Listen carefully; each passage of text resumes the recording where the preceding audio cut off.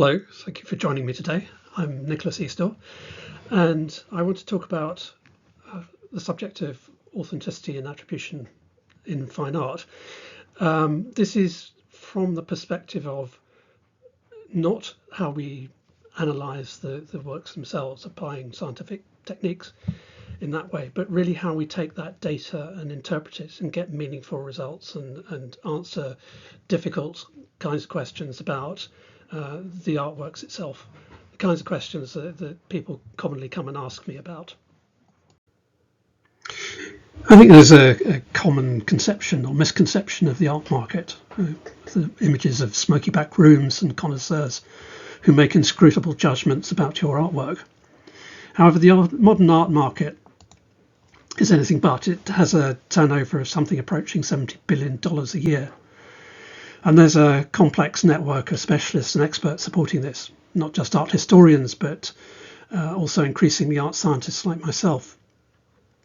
And their opinions can really have quite a profound impact on the painting value, with the potential for changing the price from a few $1,000s to 450 million, as was the case with Leonardo da Vinci's Salvator Mundi recently.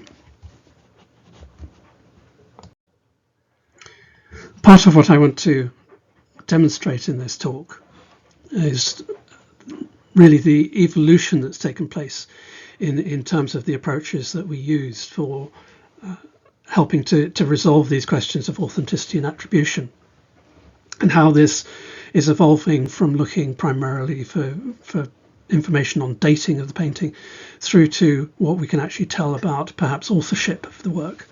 And the first case that I want to discuss is a sort of an exemplar of how things were around 2006, 2008. It concerns a painting that came to market 2006 when it sold for a then record price for the artist Heinrich Campendonck. It reached nearly €3 million. There are a number of factors that sort of come into play when you want to determine authenticity of an artwork. One point of reference, of course, is the other works of the artist. And for Heinrich Campendonck, there's a small but choice selection of paintings that you can compare. The red painting with horses, which is the one that came to market. And here are a few examples showing a similarity of general overall style. So it ticked the right box in that respect. But you need a bit more than that to achieve sort of top prices for artists. Another factor you want is that the painting's not coming out of nowhere, that it has no sort of backstory or history. So you want provenance. You want to know that it was in some collection that's known about. And that was the case with this particular painting. It came from something called the Jaeger's collection. There were a number of paintings in this photograph which are by a variety of artists such as Leger, Pechstein and Max Ernst, of which some of the paintings in the photograph are known. There's also information that can be found on the backs of paintings to do with labels from exhibitions and things like that, all of which serve to help support the confidence that people have when they're buying and selling these artworks. You also probably want an art historical expert to go with it, somebody who's studied these artists deeply and can apply their expertise to state that it is by that particular artist. This example is the art historian Werner Spies, who's a Max Ernst specialist, and some of the other artworks from the Jaeger's collection he was able to identify as being works by Max Ernst. So let's take a slightly deeper look at the red painting with horses. After its sale in 2006, questions started to be raised about it, really to do with things like the paperwork that went with it, sort of bills of sale, expertises, that sort of thing, what you would expect to come with a painting of this kind of significance. but these weren't being provided. So the new owners decided to dig in a little more deeply because they were getting concerned. And that was the point at which I was engaged in 2008 to look at the materials of the painting. And when I look at a painting, it's not just fine details like the pigments that are present, but it's also the general structure of the painting. And it was apparent from the point I received it, there were various things that seemed to be not quite right for period, shall we say. So the labels on the back weren't of the kind of quality of printing that you would expect from major dealers and auction houses and exhibitions, for example. The wooden strainer used to mount the canvas was of a type that seemed unusual for the particular period. And when we got it under the microscope, we also started looking at the ground quite closely. So this is the preparation layer that goes on the canvas, but it had been abraded, so there were sort of scratch marks in it, and it had lost enough material to start exposing the canvas itself. And there was a sort of sealing layer that had been applied to make it less absorbent. Now, these are things that might not necessarily be wrong. They're sort of weak evidence, if you will, but they were enough to raise further suspicion. Once I began doing the analysis of the pigments, though, that's when we hit quite significant problems with the painting. In particular, the discovery that the ground itself contained titanium white, which, as we'll see in a moment, presents a sort of insurmountable problem for the painting having been created in the date that it was supposed to be, which is around 1916. This was sufficient to trigger not just a civil case but also a criminal case. So I can now introduce you to the true artist of the red painting with horses. That's Wolfgang Beltracchi, now famous for his production of a whole string of forgeries associated with the Jaegers collection. Perhaps the most financially successful forger of modern times. And you might remember that photograph of the collection back in the earlier 20th century. Well, this is another Beltracchi forgery itself, and the person sitting in it isn't an ancestor, but it's actually Helena Beltracchi herself, Wolfgang's wife.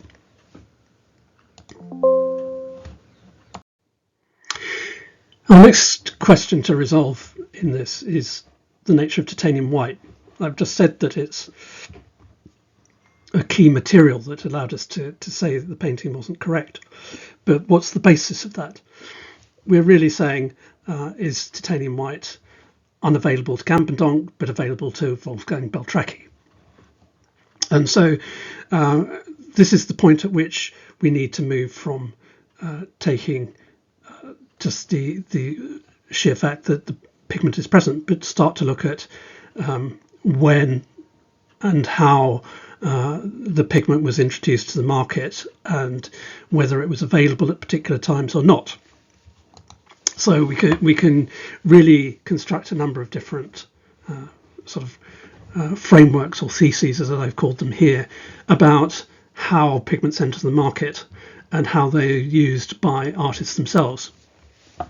And the first two of these are different versions of what I sometimes call everything, everywhere, all at once type arguments. Essentially, that the material, once it's been discovered or it's been commercialized, it's available to all artists in all places at all times. So the first of these is when titanium white's discovered, which is somewhere around 1908 to 10. And on this basis, we would say, yes, there's no problem. It could have been used by Campendonk. It'd be entirely reasonable to assume that. But that's very much that it existed in a laboratory, that it was being developed, that it was being subject to development as a commercial material to be made and sold. So we could look at commercialization instead. as a second alternative. This took place somewhere around 1920, and we know that titanium dioxide white was being incorporated into artist pigments as early as the middle of the 1920s. But already we've hit a problem here. If we take the discovery date, it does allow the pigment to have been used by Campendonck in 1916, but if it's only after the commercialization and sale into the general public, then it's not available, because it wasn't available until after 1920. So this is a rather an unsatisfactory way of looking at it. And in fact, if we discard these ways of looking at introduction of pigments, we end up actually being able to say a great deal more. And so the third way I've got here of looking at this is not that it's commercialized, but commercial production. Clearly, the more that is produced and sold into the market, the more availability there is to artists and others for use. So we might suspect that it follows that sort of pattern, and that as production builds, so we're more likely to find it used in paintings. Perhaps it becomes cheaper, it's a cheaper alternative to other materials, or it performs better, something like that. A fourth idea is to look at what people say about it. Is it mentioned in not just paint manufacturing journals, but also in artist manuals as a pigment that's available? And we can look at the sort of the literature of when it's produced. And this follows a slightly different pattern, though again, it shows that it's not really being available in that critical period between sort of 1910, 20, even 1930. And then there's a fourth or a fifth option, which is to find it actually in artworks. And there's now just about enough analyses of artworks across the period to be able to track the occurrence of use by the artists themselves. And this further underlines that the pigment doesn't become available until much later. In fact, it's really uncommon to find it before sometime in the 1940s, 50s onwards.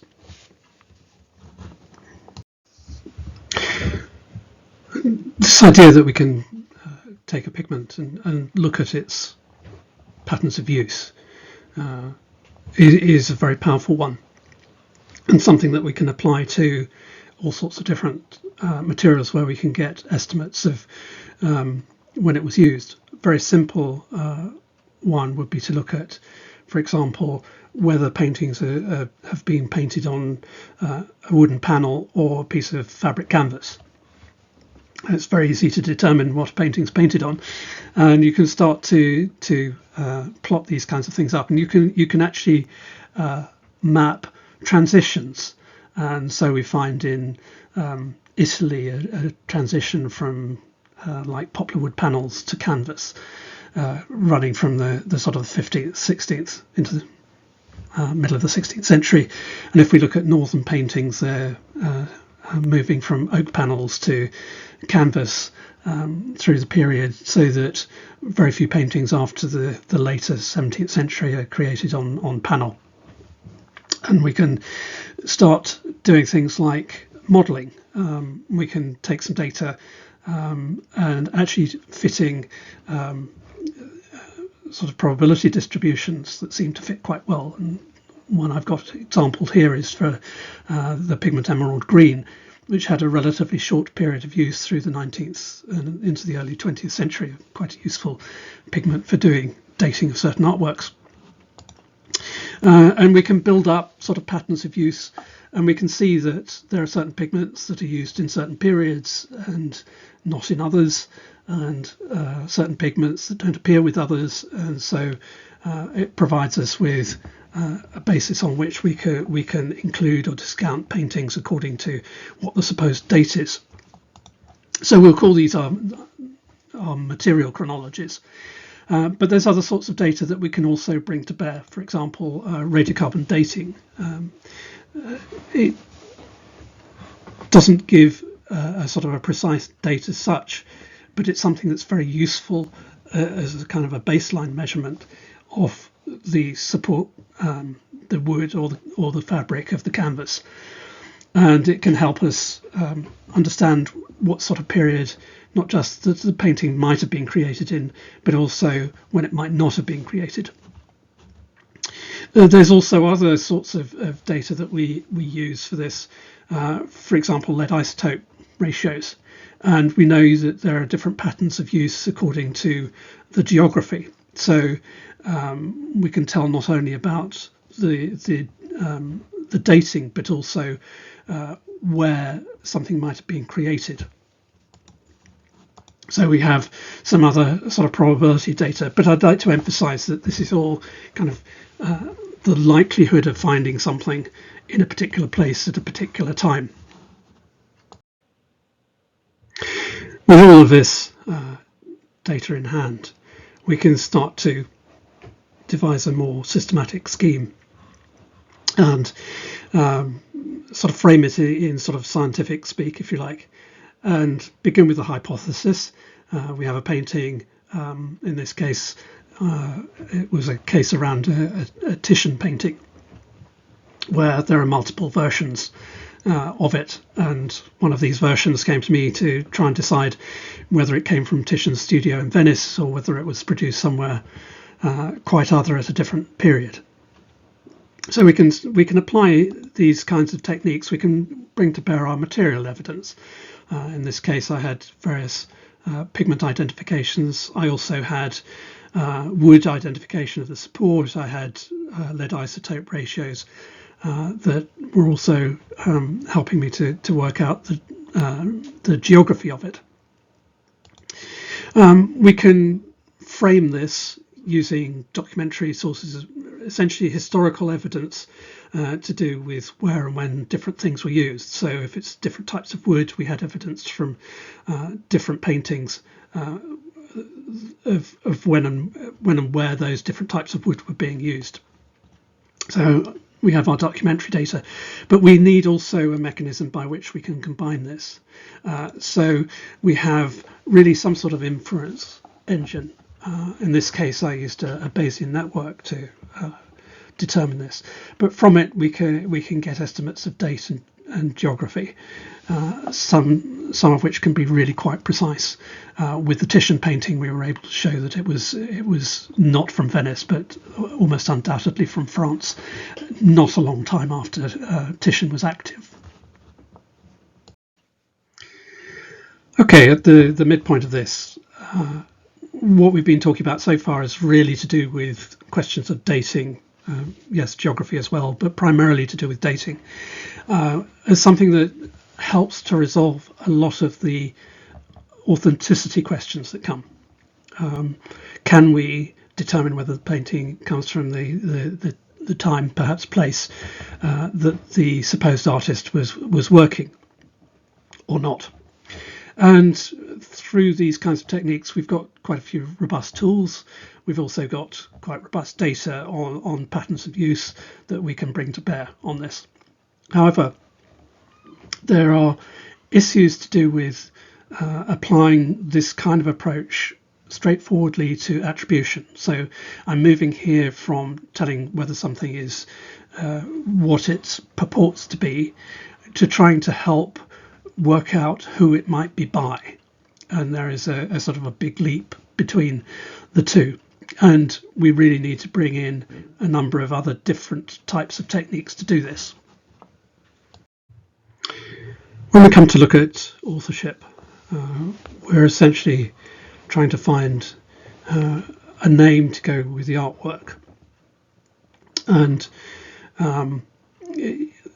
very often paintings come with a specific name attached to them, either something that's always been historically applied to that painting, or perhaps it's something that has been suggested by a very hopeful owner.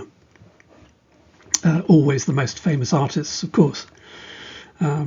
But we've experimented with a number of techniques to really expand the range of artists that we can use in this analysis. So it's not really, is it Rembrandt or not Rembrandt? Is it Van Gogh or not Van Gogh? but who are the other artists, or who are the artists who could be in the frame as having been the creators of this work? And one of the techniques that we've used is to look at social networks.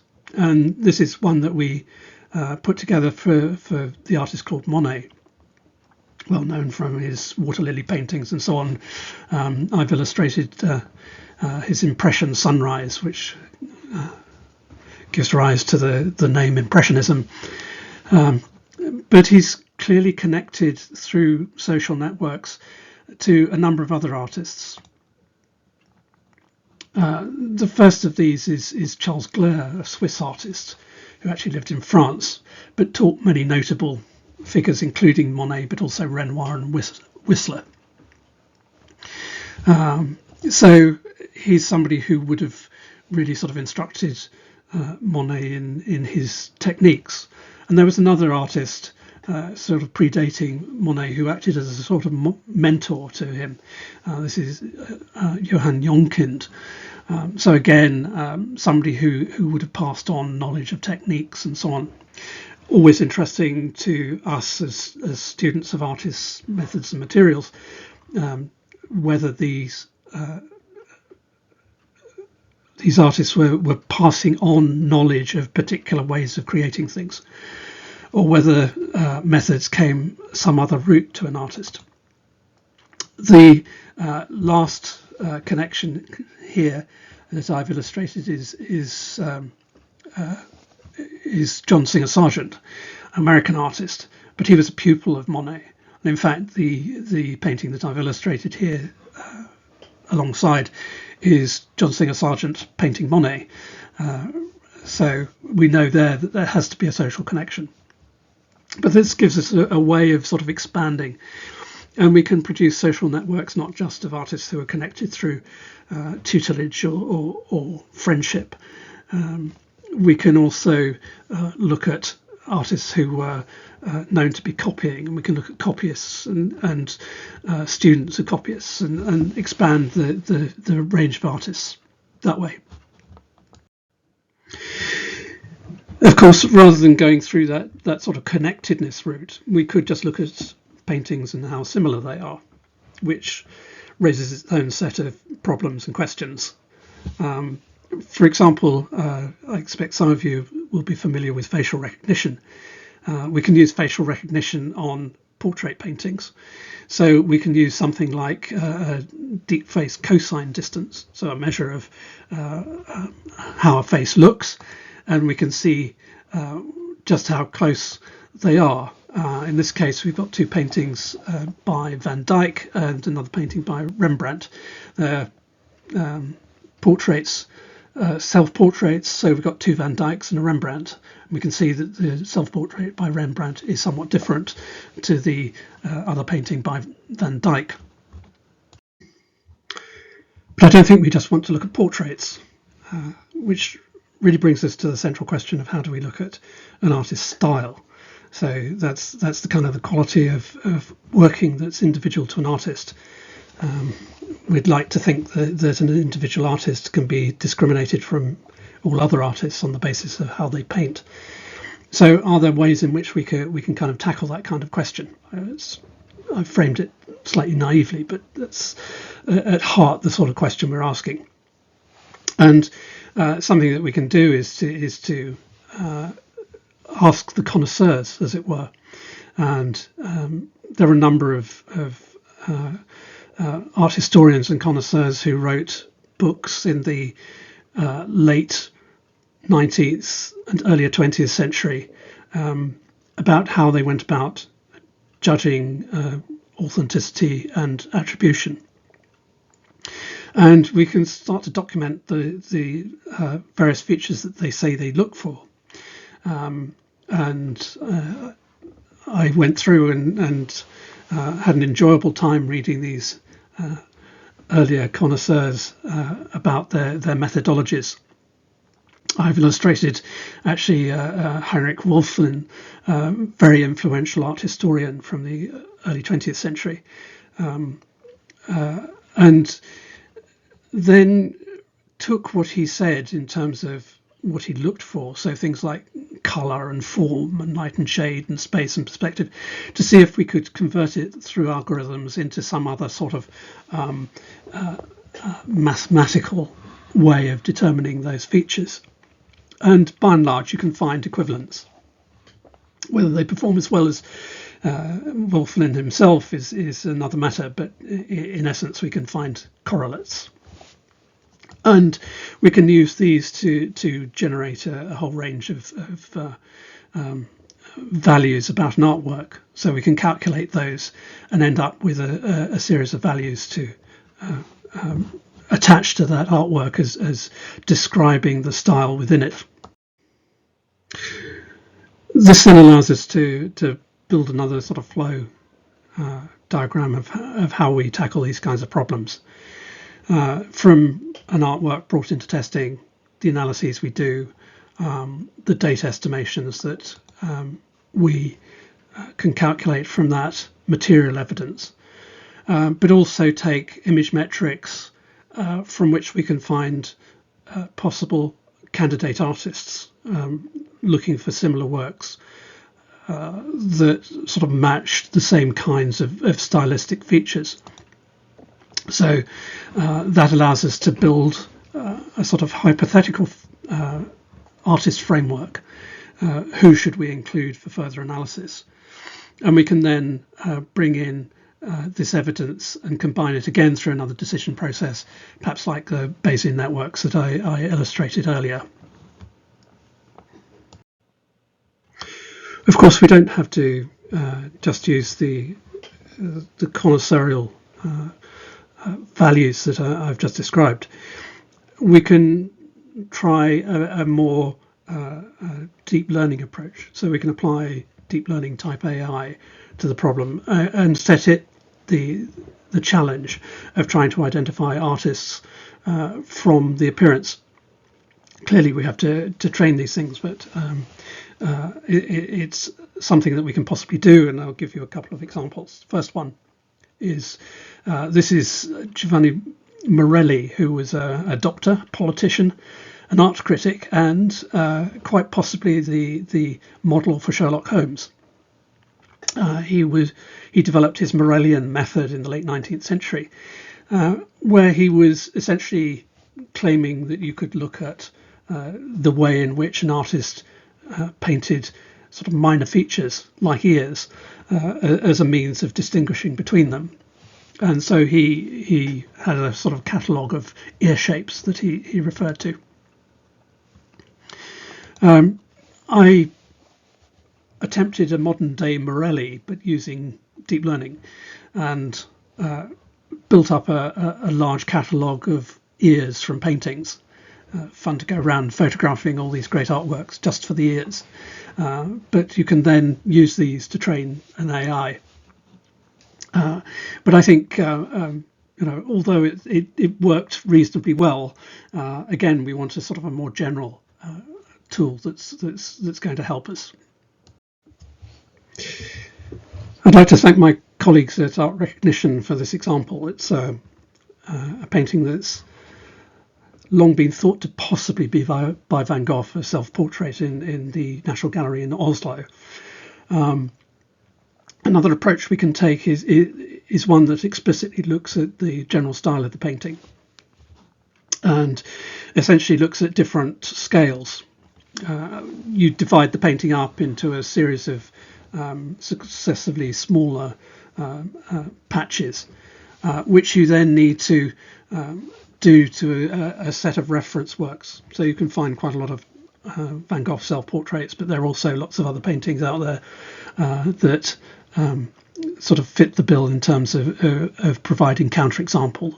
So what is and what isn't.